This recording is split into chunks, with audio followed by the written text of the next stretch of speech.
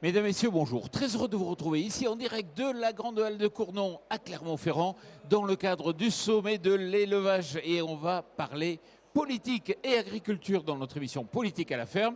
Et j'ai le plaisir d'accueillir Andrea Cotarac. Bonjour. Bonjour, merci de m'avoir invité. Voilà, il faut tenir le micro bien près. Vous êtes président du groupe Rassemblement National au sein du Conseil régional Auvergne-Rhône-Alpes. Donc vous connaissez les dossiers locaux et vous avez une vision aussi nationale. Bon, la première question, Andrea, elle est très simple. Vous avez un parcours atypique, on va vous la faire à chaque fois, je vais vous la faire, mais je trouve ça intéressant de comprendre comment vous avez pu être au sein de la France Insoumise et passer au Rassemblement National. Bon, la France Insoumise a changé sur bien des sujets. C'est peut-être pas le sujet du jour, mais on va en parler. Jean-Luc Mélenchon sur la religion, notamment sur l'islamisme, qui est une doctrine politique. Il expliquait que le voile était un problème. Bon, aujourd'hui, il explique que c'est plus le problème. Il expliquait que le burkini était un affichage militant, donc islamiste politique. Aujourd'hui, il se roule par terre, notamment à Grenoble, pour faire accepter le burkini. Et même sur l'élevage, l'agriculture, on constate qu'il y a une incohérence aujourd'hui à la NUPES en général et à gauche. On nous parle d'écologie en expliquant que les éleveurs ne traiteraient pas assez bien leurs bêtes. Donc on a de l'écoterrorisme, on a de l'éco-crétinisme, alors que l'écologie vise à produire chez nous et justement, théoriquement, à favoriser nos éleveurs. Comment se fait-il aujourd'hui qu'on attaque nos éleveurs, que la Cour des comptes nous explique que nos éleveurs doivent réduire leur cheptel, notamment chez les bovins? On a des lobbies qui nous parlent de viande de laboratoire. Mais pardon, l'écologie, c'est d'abord et avant tout d'arrêter les traités de libre-échange, notamment le prochain qui arrive avec la Nouvelle-Zélande, et de produire chez nous. On va en parler, et comme vous connaissez bien ces sujets, j'ai envie d'aller au fond, mais il va falloir me dire à chaque fois précisément de quoi on parle. Tout le monde est contre les traités libre-échange, les agriculteurs, les politiciens. Quand vous venez ici au salon, vous dites tous la même chose. Et au final, on n'a que des traités libre-échange et les clauses miroirs, on les attend. Pourquoi ?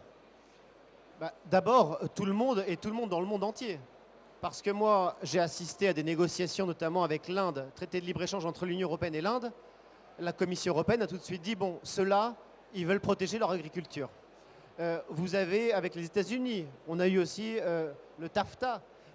Les États-Unis ont dit non, nous, on protège nos choses. Les Chinois protègent. Bref, le monde entier se protège, y compris certains États au sein de l'Union européenne. On a, à Bruxelles, une doctrine politique, une idéologie qui consiste à dire qu'il faut ouvrir nos frontières. Andrea, c'est la Commission qui a cette doctrine, c'est les politiques ? Eh bien, on va voir ça prochainement, puisque là, le traité qui va arriver, c'est le traité avec la Nouvelle-Zélande. Ils ont fait quelque chose d'assez extraordinaire, c'est de signer, de conclure un traité avec le pays le plus éloigné de chez nous, qui est à la fois un leader dans la production des ovins notamment, des moutons, dans les produits laitiers. Si bien aujourd'hui, vous imaginez à Bruxelles, ils s'imaginent que c'est intelligent, écologiquement, socialement, d'importer du beurre d'un pays qui est à 18 500 km de chez nous. Donc on va voir en mois d'octobre si le Conseil européen, donc avec Emmanuel Macron et les États, si Emmanuel Macron va valider ou non ce traité. Parce que c'est bien de dire on est contre le traité de libre-échange, on verra si en octobre, ce mois-ci, il accepte. Et en novembre, nous verrons si le Parlement européen acceptera ce traité de libre-échange. Ce qui est certain, c'est que les premiers à s'être opposés à ça, et ce n'est pas moi qui le dis, vous avez des opposants comme François et Ruffin qui le disent, c'est le Rassemblement national. Nous avons toujours, avec cohérence, été contre ces traités de libre-échange. Mais la messe est dite, on le sait, il va être accepté. Non, je ne pense pas que la messe soit dite par notre travail, par le fait de démontrer par A plus B que nos éleveurs sont un agent de la biodiversité dans les pâturages, le pastoralisme. 2, ils font la fierté de ce qui nous est le plus cher, à savoir la souveraineté alimentaire. On ne peut pas se dire aujourd'hui, il y a énormément de pauvres, il y a 12 millions de pauvres sous Emmanuel Macron, et se dire, bon, l'élevage, on le met de côté. Ça n'a aucun sens. On a la fierté de la qualité locale de nos produits locaux. Le Néo-Zélandais, il va produire des moutons avec des coûts de production extrêmement bas. Et ce qu'il y a d'extraordinaire, c'est qu'à Bruxelles, on m'a dit à moi personnellement, le mouton néo-zélandais a un bilan carbone meilleur que celui qui est devant nous. Je dis, mais comment c'est possible? Ah on ne compte pas les transports. Ah merci. Donc vous voyez, on demande, et je pense qu'on a une agriculture extrêmement propre dans notre pays, de qualité. On demande des efforts à nos agriculteurs, c'est très bien, mais on doit aller jusqu'au bout. Si on demande autant d'efforts à nos agriculteurs, il faut nous protéger d'autres produits qui arrivent et qui ne respectent absolument rien. Mais pour aller au-delà de vous entendre ici sur les plateaux dire bon, il ne faut pas les traiter et puis au final ils y sont, c'est quoi? C'est le monde agricole qui ne sait pas s'organiser, qui ne fait pas du lobbying suffisant? Non, je pense qu'on a aujourd'hui dans notre classe politique française des pompiers locaux, je pense au LR, qui sont pour les éleveurs, qui vont se promener ici dans les stands, mais qui sont des pyromanes européens parce qu'ils acceptent des traités de libre-échange en cachette. Ils les ont acceptés notamment avec le Canada, ils les ont acceptés, Madame Grossetête, qui était la tête de liste dans notre région des LR, de Saint-Étienne, a été l'avocate des traités de libre-échange. Alors aujourd'hui, par notre travail, on sent que la bataille culturelle et politique commence à être gagnée en France. Ce n'est pas forcément le cas dans d'autres pays européens, mais on sent même au sein de l'Union européenne des gens de bon sens, hein, ce n'est pas de droite ou de gauche, de bon sens, en Pologne, en Hongrie, en Bulgarie, en Roumanie, qui disent, écoutez, Bruxelles nous demande, par exemple, d'accueillir en masse de la volaille ukrainienne.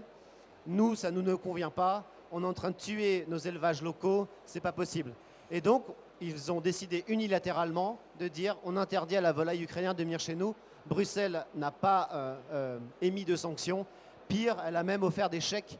Donc, ce qui prouve que le bon sens, résister à une idéologie qui n'a aujourd'hui plus aucun sens face aux enjeux du XXIe siècle, produire local, favoriser nos filières d'élevage, favoriser ces femmes et ces hommes qui protègent la biodiversité, qui font du pastoralisme. C'est ça notre objectif. Nous, on l'a toujours défendu et on constate que dans les autres partis politiques, ça commence à gagner. Ruralicide, c'est le terme employé par Laurent Wauquiez, donc pour dire effectivement on fera du zéro artificialisation. Ça veut dire en clair le fait de vouloir empêcher la construction sur des terrains à la campagne ou en milieu rural, quelque part ça appauvrit donc les communes. Vous êtes d'accord? C'est une évidence. Ne pas construire dans des... Nous on a un concept au Rassemblement national qui s'appelle la démétropolisation. Soulager ces grandes métropoles qui captent et qui s'accaparent absolument tout au détriment des territoires ruraux ou périurbains. Et on constate dans cette logique de cette loi zéro artificialisation, la ZAN comme on l'appelle, peut-être que c'est bon pour les grandes villes où il n'y a plus de place, mais c'est absolument néfaste et même mortifère pour des villages, pour des territoires ruraux qui n'ont qu'une seule vocation, c'est se développer. C'est construire des logements, c'est pouvoir être attractif auprès d'entreprises. Donc nous, effectivement, pendant la campagne présidentielle, on a proposé la démétropolisation, faire en sorte de faire revivre nos territoires ruraux. Donc M. Wauquiez a raison, il ment sur un point où il dit on ne le fera pas. Il est quand même contraint à appliquer la loi de l'Assemblée nationale. Toujours est-il que nous l'accompagnerons dans ce combat-là, qui est un combat pour les territoires ruraux, mais le Rassemblement national le fait depuis belle lurette. C'est bien que les Républicains, finalement, nous rejoignent sur ce point-là. Juste après, on reçoit Fabien Roussel, qui n'est pas d'accord non plus avec cette loi. Wauquiez qui en parle de même, vous qui en parlez de même. Ça veut dire quoi? Ça veut dire que maintenant, on va moduler la loi selon les régions, selon les territoires?